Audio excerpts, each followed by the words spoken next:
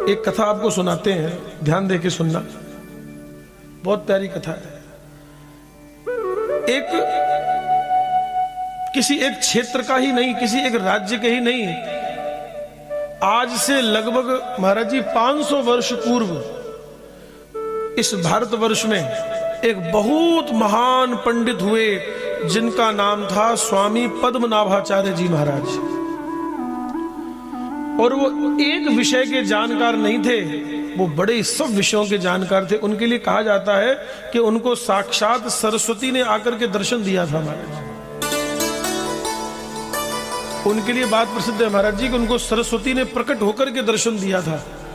और कोई कोई तो एक विषय के निष्णात होते हैं ना, कोई एक विषय का होता है, कोई एक विषय का होता है, लेकिन वो सब विषयों में बड़े पारंगत थे। कहीं से भी कुछ भी बात करो वो जवाब देते थे, बड़े शास्त्रज्ञ थे और सबको उनके आगे कोई टिक नहीं पाता था महाराज। उनका नाम था स्वामी पद्मनाभाचार्य जी महाराज। बहुत ध्यान दे के सुनना ये कथा को। और स्वामी श्री पद्मनाभाचार्य जी महाराज जी, उस समय कहा जाता है किशन जी, उस समय कहा जाता है कि महाराज जी जब वो चलते थे तो उनके संग 100 गाड़ी चलती थी ग्रंथों की। कितनी? 100 गाड़ा चालता। और गाड़ा में क्या रहता? ग्रंथ रहते थे, पुस्तकें रहती थी महाराज। 100 गाड़ा सागे चालता महाराज। क्यों? क्योंकि वो जिसको शास्त्रार्थ में हराते थे, जिसको वो अपनी विद्या से परास्त करते थे, उसके सारे ग्रंथ ले लेते थे। उन्हें ग्रंथ अपने सारे, इतने विद्वान थे महाराज। और 100 गाड़ी उनके साथ में चलती थी, पुस्तकों की भर के, ग्रंथों की भर के। और यही एक दिन पद्मनाभाचार्य जी महाराज कहां पहुंचे? श्री पद्मनाभाचार्य जी ये सबको हराते हराते और अपना गाड़ा भरता भरता महाराज काशी पूग गया महाराज। अब काशी किसकी नगरी? काशी तो विद्वानों की नगरी है। और काशी के लिए कहा जाता है, ये काशी क्या है? बोले काशी जो है सप्तपुरियों में, भगवान के धामों में, भगवान के इन तीर्थों में, ये जो काशीपुरी है ये भगवान की नासिका है। क्या है? काशी क्या है? भगवान की नाक है। अब काशी के विद्वानों की हालत खराब, यही सोच सोच के बोले कोई तो एक विषय में निष्णात होता है, ये तो हर विषय के बड़े पारंगत हैं। और हमने सुना है कि इनको तो सरस्वती सिद्ध है, इनको तो सरस्वती ने आकर के सामने प्रकट होकर के दर्शन दिया है। अब काशी के विद्वान घबराए, बोले अगर काशी हार गई तो ये काशी नहीं हारेगी मानो, तो काशी तो नाक है ना भगवान की। तो ये लोग कहते हैं ना, बोले इनकी नाक कट गई, अर्थात इज्जत चली गई। नाक कटने का मतलब क्या होता है? कि नाक कट गई मतलब इज्जत चली गई। अब काशी के विद्वानों ने बड़ा कहा, महाराज अगर काशी वाले हार जाएंगे तो ये हमारी हार नहीं है बाबा विश्वनाथ, ये आपकी हार है। तो उसी समय भगवान ने आकाशवाणी करी, सुनना ध्यान से। भगवान ने आकाशवाणी करी, भगवान भोलेनाथ विश्वनाथ ने, बोले वो जो काशी का वो जो पंडित आया है काशी में, विद्वान पद्मनाभाचार्य, बोले उन्हें शास्त्रार्थ करने के लिए कबीर दास के पास भेज दो। किसके पास भेज दो? कबीर दास के पास। तो काशी के विद्वानों ने कहा, महाराज जो निरक्षर भट्टाचार्य हैं, जिनके लिए कहा जाता है कि मसी कागज छुयो नहीं और कलम गही नहीं हाथ, जिन कबीर दास के लिए ये कहा जाता है कि जिन्होंने पेन कभी छुआ नहीं, कागज कभी पकड़ा नहीं। बोलो भाई, निरक्षर भट्टाचार्य जो हैं, बोले वो भला इन विद्वान से कैसे करेंगे शास्त्रार्थ? तो भगवान भोलेनाथ क्या बोले? बोले मेरी आज्ञा का पालन करो, काशी की नाक रह जाएगी, भेज दो। तो जब सब विद्वानों ने ये कहा, मन में मंथन कर लिया, जब भगवान भोलेनाथ कह रहे हैं तो जरूर कोई ना कोई चमत्कार होगा, चलो भाई। तो उन पद्मनाभाचार्य जी से क्या कहा? उन पद्मनाभाचार्य जी से कहा कि एक काम करो महापंडित जी, हम सबको तो छोड़ो, अगर हमारी तरफ से हमारे कबीर दास जी को हरा दो तो पूरी काशी की हार मान ली जाएगी, और ये जीत गए तो पूरी काशी की जीत होगी। बोले ठीक है। अब इधर से तो इनको राजी कर लिया। अब सारे ब्राह्मण विद्वान कहाँ गए? कबीरदास के पास कि बाबा आपको शास्त्रार्थ करना है। तो कबीरदास जी बोले कैसी बात करते हो, इतने विद्वान से मैं कैसे बातचीत करूंगा? मैं तो कागज छुयो को नहीं, मैं तो के पटेड़ो को नहीं, मैं के शास्त्रार्थ करूं? बोले नहीं नहीं, बोले विश्वनाथ की आज्ञा है, भगवान भोलेनाथ की आज्ञा है, आपको ही करना है। ठीक है, उनकी आज्ञा है तो करेंगे, लेकिन हमारी एक शर्त है। अब कबीरदास ने शर्त क्या रख दी? बोले हम उनके पास नहीं जाएंगे, उनको हमारे पास यहाँ लेके आओ, हम कहीं किसी से शास्त्रार्थ करने बिना ठे ले आओ भाई। तो विद्वानों ने जाकर के उनसे कहा, बोले हमारे गुरुजी नहीं आएंगे, आपको ही चलना पड़ेगा। तो जाते जाते सुनो, बहुत ध्यान दे के सुनना।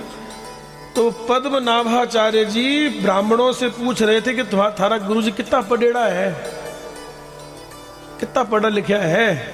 तो ब्राह्मण बोले बेद ने स्कूल गई को नहीं, कागज छुयो को नहीं, कलम छुई को नहीं, वो तो है। तो बोले ऐसे ऐसे हम कैसे शास्त्रार्थ करेंगे जो कुछ जानता ही नहीं है? बोले तो क्या दिक्कत है, आपको तो उनको हराना है, अगर वो हार गए तो हम अपनी हार, इससे आपको क्या मतलब, पढ़े लिखे हैं चाहे नहीं है, आप तो उन्हें हराओ। ठीक है, आप तो उन्हें हराइए। अब पद्मनाभाचार्य जी पहुंचे, महाराज 100 गाड़ा लेर पुग्या ग्रंथारा। अब उन्होंने सोचा कि मैं इनसे क्या पूछूं, यही मुझसे कुछ पूछे। तो पद्मनाभाचार्य जी ने कहा कि आप कुछ पूछो। तो जानते हो कबीर जी ने क्या कहा? कबीर जी ने कहा हम तो पूछे तब हमारे भीतर कोई प्रश्न हो, हमको तो सबका समाधान मिल चुका है। बोले हमको तो सब समाधान मिल चुका है, तो हम आपसे पूछें क्या? हमारे अंदर कोई प्रश्न है ही नहीं, आप ही कुछ पूछो। तो उसने सोचा कि निरक्षर भट्टाचार्य से हम पूछें क्या, क्या पूछें इनसे, हम शुरुआत कहां से करें? ये तो खुद भट्टाचार्य निरक्षर अंगूठा छाप है। तब अंत में पद्मनाभाचार्य जी बोले कि नहीं नहीं नहीं नहीं कबीरदास जी, अब आप ही हमसे पूछो कुछ। तो कबीरदास ने कहा ठीक है, अब जैसी आपकी आज्ञा हम ही पूछते हैं, चलो। और कबीरदास जी की वाणी तो कैसी है कि अटपट वाणी कबीर की झटपट लखी न जाए। बोलो भाई, अटपट वाणी कबीर की झटपट लखी न जाए, और जो जाकू झटपट लखे तो सब खटपट मिट जाए। जो जाकू झटपट लखे तो सब खटपट मिट जाए। तो कबीरदास जी ने क्या पूछा कि हम तो आपसे एक ही चीज पूछना चाहते हैं, हे ब्राह्मण देवता, कि आपने समझ करके पढ़ा है कि पढ़ करके समझा है? बस हमें इतना बता दो। बस क्या पूछा महाराज जी? कितनी गहरी बात पूछी है कि आपने पढ़ करके समझा है या समझ करके पढ़ा है? अब तो महाराज वो पद्मनाभाचार्य इन्हें बिन्ने ऊपर नीचे देखे महाराज। ओके पूछो भाई। संकेत समझ में आ गया, उस पद्मनाभाचार्य को संकेत समझ में आ गया कि ये कितनी गहरी बात कह गए हैं। अगर मैंने पढ़कर के समझा होता तो आज ये शुक्री विष्टा के समान प्रतिष्ठा के चक्कर में मैं ना पड़ा होता, और अगर मैंने पढ़कर के समझ लिया होता तो ये चक्कर नहीं पड़ता, और मैंने समझ करके पढ़ा होता तो मैं किसी ब्राह्मण का दिल नहीं दुखाता। देखो दोनों बातें आ गई कि अगर मैंने वास्तव में विद्या तो किस लिए होती है? सा विद्या या विमुक्तये। क्या लिखा है? बोले विद्या तो वो है जो हमको मुक्ति करा दे महाराज, और जो हमको अभिमान से भर दे वो विद्या किसी काम की नहीं है। तो आज पद्मनाभाचार्य जी सोच रहे हैं कि अगर मैंने पढ़कर के समझा होता तो ये शुक्री विष्टा के चक्कर में ना पड़ता, इस प्रतिष्ठा के चक्कर में ना पड़ता, और अगर मैंने समझ करके पढ़ लिया होता तो ऐसे ब्राह्मणों को मैं हराता नहीं महाराज, इन ब्राह्मणों का दिल नहीं दुखाता। तो बेचारे अपना सा मुंह लेकर के वहां से चले गए। अब असली कथा तो अब आती है, सुनो। अपना सा मुंह लेकर के चले गए, कबीरदास जी के प्रश्न का कोई उत्तर नहीं दिया। अब उत्तर देते बन ही नहीं रहा, क्या उत्तर दें? अगर ये कह दें कि मैंने पढ़ करके समझा है तो इसका मतलब तुमने समझ करके नहीं पढ़ा है। दोनों बातें हो गई। अब तो अपने ही फंस गए महाराज जी कि अगर तुमने समझ करके पढ़ा है तो इसका मतलब तुमने पढ़ करके नहीं समझा। दोनों में से कोई एक बात तो होगी ना। तो निरुत्तर हो गए महाराज। वो निरक्षर भट्टाचार्य कबीर दास जी ने उनको निरुत्तर कर दिया, लेकिन एक कमी अभी भी है इसमें। वो निरुत्तर तो हो गए, लेकिन उन्होंने अभी भी कबीर दास के चरणों में प्रणाम नहीं किया महाराज, नतमस्तक नहीं हुए। भगवान विश्वनाथ ने सोचा कि कबीर जैसे संत के चरणों में आने पर भी अगर इसका कल्याण नहीं हुआ तो फिर बेकार है सब। और सुनो महाराज जी, एक पीपल के वृक्ष की डाली, पीपल का वृक्ष था, और उस वृक्ष के नीचे जाकर के ये अपनी संध्या वंदन करने लगे। और भगवान ने एक इनको ऐसा दृश्य दिखाया, सुनो, भगवान विश्वनाथ ने इनको एक ऐसा दृश्य दिखाया कि पीपल की प्रत्येक डाली पर एक एक प्रेत बैठा हुआ है, एक एक भूत प्रेत बैठा हुआ है, और एक डाली खाली। हर डाली पर भूत बैठा है और एक डाली खाली। और जो डाली खाली थी ना, उस पर एक प्रेत आकर के बैठ गया। और जैसे ही उस पर प्रेत आकर के बैठा तो बाकी के प्रेत क्या कहने लगे, अरे बोले हटो हटो यहां से, खाली करो खाली करो, तुम इस डाली पर आकर के क्यों बैठ गए? तो उसने कहा, भैया सब डाली पर भूत बैठे हैं और ये खाली थी, इसलिए मैं खाली पर आकर के बैठ गया। तो बाकी के भूतों ने कहा, ये खाली नहीं है, ये पहले से रिजर्व है, इसका रिजर्वेशन हो चुका है, इस डाली पर कौन आके बैठेगा? तो उसी नए वाले भूत ने पूछा कि आप बताओ, इस प्रेत इस डाली पर कौन आकर के बैठेगा? तो सारे प्रेत क्या कहते हैं, नीचे देखो, ये जो पद्मनाभाचार्य है ना, ये जब मरेगा तो इसी डाली पर आकर के प्रेत बन के बैठेगा। हे भगवान! और ये सारा दृश्य पद्मनाभाचार्य जी को दिख रहा है, सबकी बातें सुन रहे हैं। तब उन्हें होश आया कि हे भगवान, इतना संध्या उपासन करने के बाद और इतनी विद्वता ग्रहण करने के बाद और इतना सब कुछ करने के बाद, जिसको सरस्वती का दर्शन हो गया हो, लेकिन मुझे मरने के बाद क्या बनना पड़ेगा? प्रेत बनना पड़ेगा। और हे भगवान, ठाकुर जी ने तो मेरे लिए डाली भी रिजर्व कर दी है, बोले इस डाली पर आकर के बैठेगा। अब तो पद्मनाभाचार्य जी घबराए और तुरंत आकर के उनको सारी बात समझ में आ गई और आकर के कबीर दास जी के चरणों में सिर रख दिया महाराज कि अब आप ही मेरा कल्याण करो महाराज। जो विद्या मैंने ग्रहण करी है उससे मेरा कल्याण नहीं होने वाला है। तो कबीर जी ने एक बात कही, एक दोहा कहा। कबीर जी कहते हैं, देखो मैं ज्यादा पढ़ा लिखा तो हूं नहीं, लेकिन मैंने इतना ही समझा है, पोथी पढ़ पढ़ जग मुआ, पंडित भया न कोए, ढाई आखर प्रेम का, पढ़े सो पंडित हो। राम नाम की महिमा बताई है कबीर दास जी ने। बोले हमको तो अपने गुरु जी से उसी दिन सूत्र मिल गया था। किस दिन?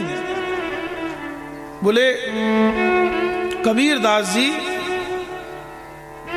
कहा जाता है कि मुस्लिम जाति के रहे, मलेक्ष रहे, जुलाह, कोई तरह तरह की बातें हैं। तो किसी ने इनको बताया कि तुम काशी की सीढ़ियों पर, घाट की सीढ़ियों पर जाकर के लेट जाना। देखो सुनो, बोले काशी के घाट पर जो है सीढ़ियों पर जाकर के लेट जाना, और सवेरे सवेरे उसी समय जगत गुरु रामानंदाचार्य भगवान गंगा स्नान के लिए जाते हैं। और जब तुम सीढ़ी पर लेटे रहोगे तो निश्चित ही उनका पैर तुम पर पड़ेगा, और जैसे उनका पैर पड़ेगा तुम पर और उनके मुंह से जो मंत्र मिले वही अपना मंत्र मान लेना और साधना में लग जाना।